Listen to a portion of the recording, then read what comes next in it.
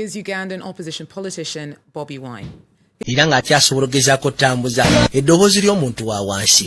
Kino kikulaga ki? Ensonga tekyakwatagana ku kika wa gy'ova, ensonga tekyakwatagana mu kibiina kya byabufuzi wa gy'ova, wabula ensonga yeesigama kubeera Munnayuganda.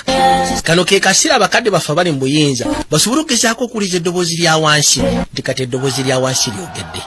Batulungamye, batukulemberemu, batugayidinge, batulage ki kye tulina okukola, kubanga kati guno gwe mugigi omupya oguliwo.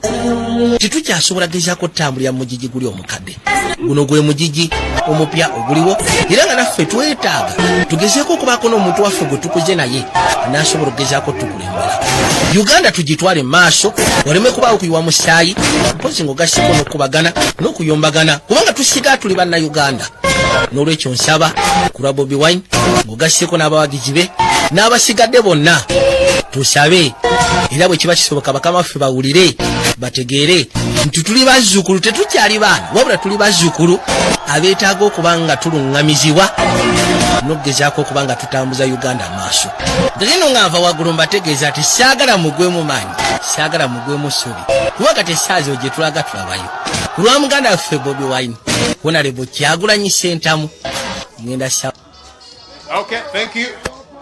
We are the country, we are the future, we are the change we badly need. We are the youngest population in the world, we stand a chance. We are the leaders of the future, and the future is today. If we only come together, we can change our destiny. Bobi makucha tuli, mazima we tuli, si we tuli na okuba.